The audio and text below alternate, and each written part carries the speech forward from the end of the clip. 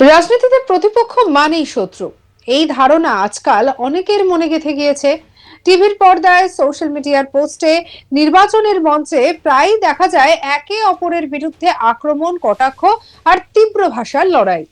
কিন্তু রাজনীতির সেই উত্তপ্ত আবহের মাঝেও কখনো কখনো এমন কিছু ঘটনা ঘটে যা মনে করিয়ে দেয় রাজনৈতিক মতাদর্শ আলাদা হতে পারে, কিন্তু গণতন্ত্রে হিংসার কোনো জায়গা নেই। সোনারপুরে ঘটে যাওয়া সাম্প্রতিক ঘটনাটি ঠিক তেমনই একটি ঘটনা। একদিকে ছিলেন তৃণমূল কংগ্রেসের অন্যতম শীর্ষ নেতা অভিষেক ব্যানার্জি, আর অন্যদিকে ছিলেন বিজেপি নেত্রী ও সদ্য নির্বাচিত বিধায়ক রূপা গাঙ্গুলি। রাজনৈতিক ময়দানে তারা একে অপরের বিরোধী শিবিরের মুখ। কিন্তু যেদিন সোনারপুরের রাস্তায় জনরোষের মুখে পড়লেন অভিষেক, সেদিন তাকে রক্ষা করার জন্য প্রথম দিকের উদ্বিগ্ন ফোনগুলির একটি এসেছিল বিজেপির রূপা গাঙ্গুলির কাছ থেকে। ঘটনা শুরু সেই শনিবার বিকেলে। সোনারপুরের রাস্তায় তখন অস্বাভাবিক উত্তেজনা। এলাকার বহু মানুষের মধ্যে দীর্ঘদিনের ক্ষোভ জমেছিল। ভোটের ফল প্রকাশের পর সেই ক্ষোভ যেন আরো প্রকাশ্যে বেরিয়ে আসতে শুরু করেছে। নানা অভিযোগ, নানা বঞ্চনার কথা বলতে বলতে অনেকেই ক্ষুব্ধ হয়ে ওঠেন। সেই পরিস্থিতিতে জানে শেষ হওয়া এক দলীয় কর্মীর পরিবারের সঙ্গে দেখা করতে সোনারপুর পৌঁছন অভিষেক ব্যানার্জি।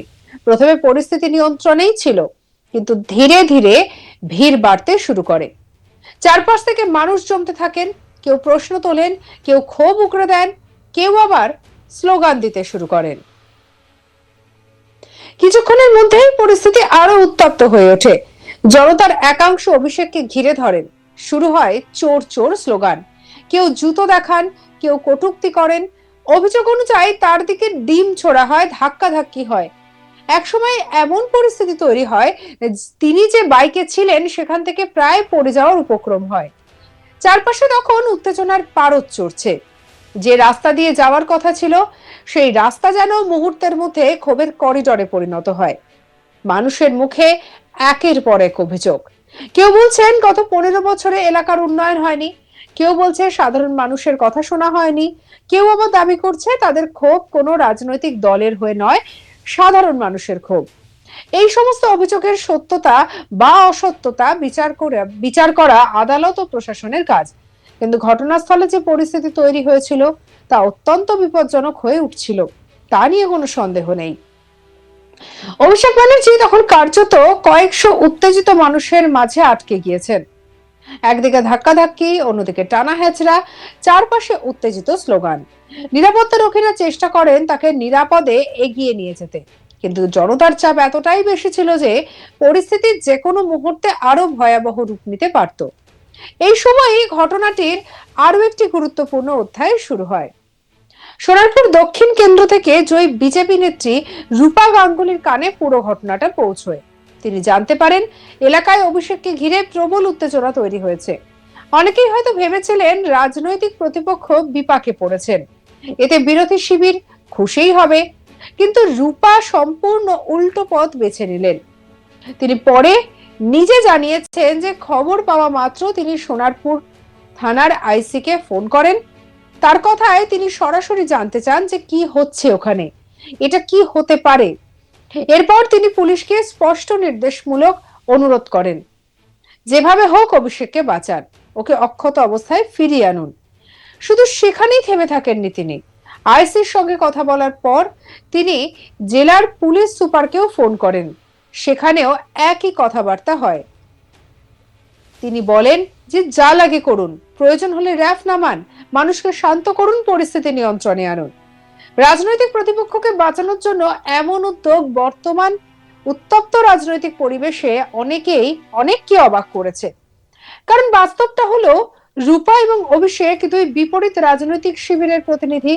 নির্বাচনের সময় তারা একে অপরের বিরুদ্ধে প্রচার করেছেন, নীতিগতভাবে তাদের অবস্থান সম্পূর্ণ ভিন্ন। কিন্তু যখন প্রশ্ন উঠছে একজন রাজনৈতিক নেতার শারীরিক নিরাপত্তা, তখন রূপা দলীয় পরিচয়ের ঊর্ধ্বে উঠে মানবিক অবস্থান নিয়েছেন। তার বক্তব্য ছিল স্পষ্ট, বিজেপি কখনো এই ধরনের আক্রমণকে সমর্থন করে না। রাজনৈতিক লড়াই ভোটে হবে, মঞ্চে হবে, বিতর্কে হবে, কিন্তু রাস্তায় কাউকে মারধর করা বা জনরোষের হাতে তুলে দেওয়া গণতন্ত্রের পথ নয়। এদিকে সোনারপুরে পরিস্থিতি তখনও থমথমে। অভিষেক ব্যানার্জিকে ঘিরে ক্ষোভ ক্রমশ বাড়ছিল। জানে শেষ হওয়া দলীয় কর্মীর বাড়ির বাইরে তখন বিক্ষোভকারীদের ভিড়। কেউ দাবি করেছেন ভোটে অনিয়ম হয়েছে, কেউ অভিযোগ করেছেন তাদের কথা শোনা হয়নি, কেউ চিৎকার করে বলছেন যে অন্যায়ের কথা আমরা এতদিন বলেছি, এবার তার জবাব চাই। আর এই উত্তেজনার মধ্যেই প্রায় 1 কিলোমিটার রাস্তা পেরোতে হয় অভিষেককে। সাধারণ হাঁটা নয়, প্রতিটি পদক্ষেপ ছিল চাপের।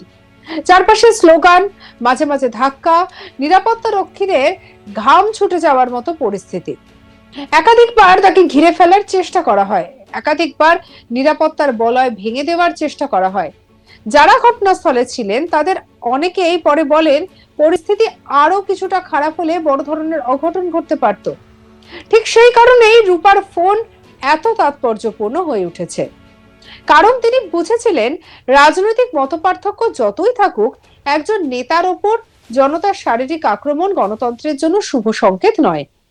ইতিহাস বলছে জনরোষ যখন নিয়ন্ত্রণের বাইরে চলে যায় তখন তার শিকার শুধু একটি দল বা একজন নেতা হয় না, সেই আগুন পরে পুরো সমাজকে গ্রাস করতে পারে। গণতন্ত্রের মূল শক্তি হলো ভোট।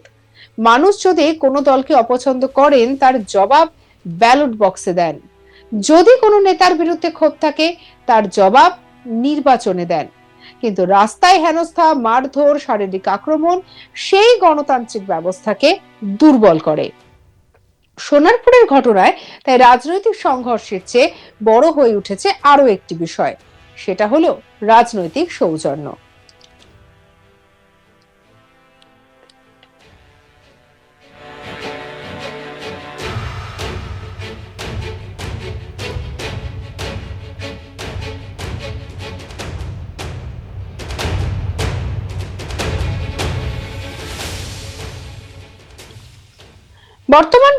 বর্তমানে যখন সামাজিক মাধ্যমে একে অপরের শত্রু হিসেবে দেখানোর প্রবণতা বাড়ছে, তখন রূপা গাঙ্গুলির অবস্থান অনেকের নজর কেড়েছে।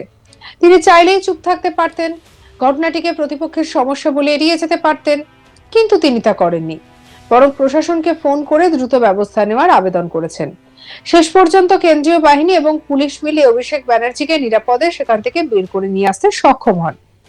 একটি সম্ভাব্য বড় অঘটন এড়ানো যায়। রাজনৈতিক মহলে এখনো নানা আলোচনা চলছে। কেউ বলছে এটি মানবিকতার উদাহরণ, কেউ বলছে এটি প্রকৃত গণতান্ত্রিক আচরণ, আবার কেউ বলছে রাজনৈতিক প্রতিপক্ষকে বাঁচানোর জন্য রূপার এই উদ্যোগ ভবিষ্যতে রাজনীতির জন্য একটি গুরুত্বপূর্ণ বার্তা। কারণ ক্ষমতা আসে যায়, নির্বাচনের ফল বদলায়, দল পরিবর্তন হয়, কিন্তু গণতন্ত্র টিকে থাকে পারস্পরিক সহনশীলতা, আইনের শাসন এবং রাজনৈতিক সংস্কৃতির ওপর। এ বিষয়ে আপনার কি মতামত জানাতে পারেন কমেন্ট সেকশনে। সাবস্ক্রাইব করুন আজ তাক বাংলাকে।